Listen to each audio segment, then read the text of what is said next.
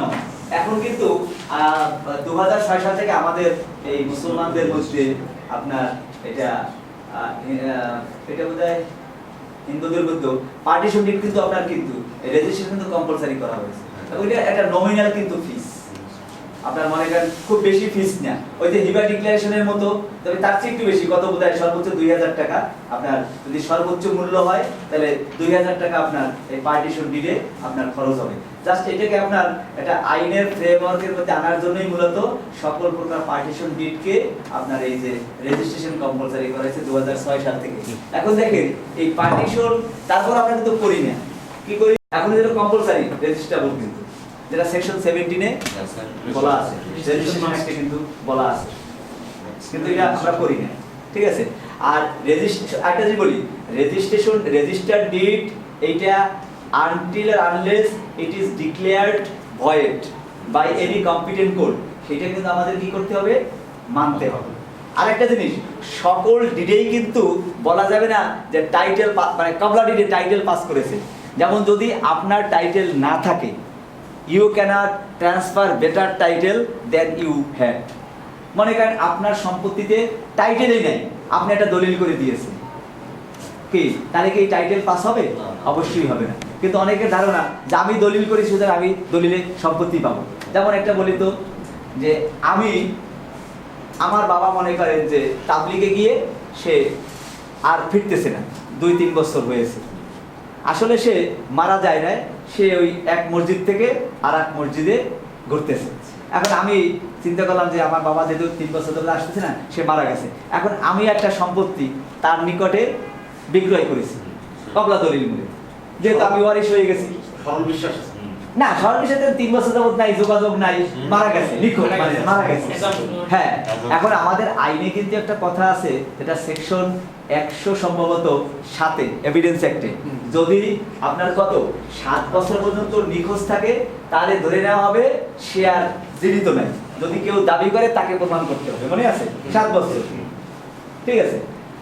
আমরা এই যে 3 বছর বা ধরলাম আমরা 7 বছর পরেই, 7 বছর পরে হলে তো আপনার সে মারা গেছে ধরে নিতে হবে। 3 বছর পরে আমি তার নিকট বিক্রয় করেছি, করার পরে দেখা গেল যে 4 বছর পরে আমার বাবা বাড়িতে এসে উপস্থিত। এখন আমি যে দলিলটা তাকে দিয়েছি, এটা কি কোনো টাইটেল পাস হয়েছে? হয়নি। এখন দেখা গেল আমার বাবা বলল যে তুমি জমি বিক্রি করেছো, আমি তো মারা যাইনি, তুমি তো ওয়ারিশই হবে। আবার দেখা গেল আমি কি করলাম, আমার বাবাকে বললাম যে বাবা আমি তো করছিলাম, এখন আপনি এটা ই করেন, তাহলে তো জমিটা না দিয়ে পারি, ঠিক না? এটা টেকনিক। এর মধ্যে দেখেন 1 সপ্তাহ পরে বাবা মারা গেল, এখন আমি কিন্তু সেই সম্পত্তি অর্জন করেছি না, একই সম্পত্তি। এখন কি আমি সেই দলিল অস্বীকার করতে পারবো কি? মারা যাবে না। হ্যাঁ যাবে। কেন? কারণ আপনি যখন দলিলটা সেল করেছেন তখন তো আপনার টাইটেল ছিল না। না, এখন সেল করে না, সেল করেছিলাম আগে যখন পাওয়া ছিল।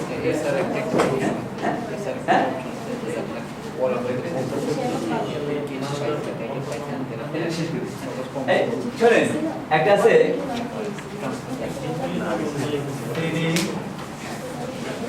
the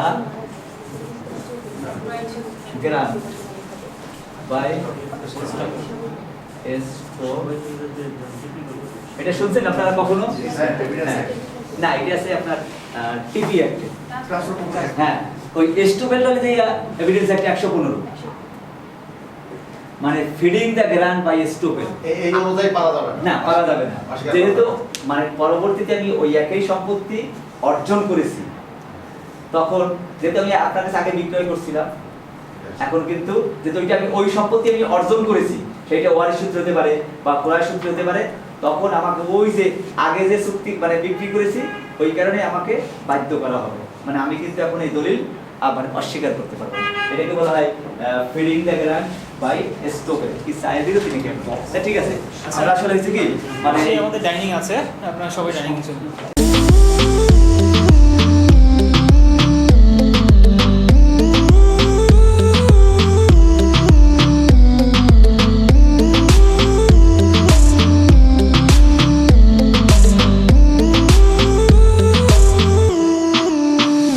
Ooh.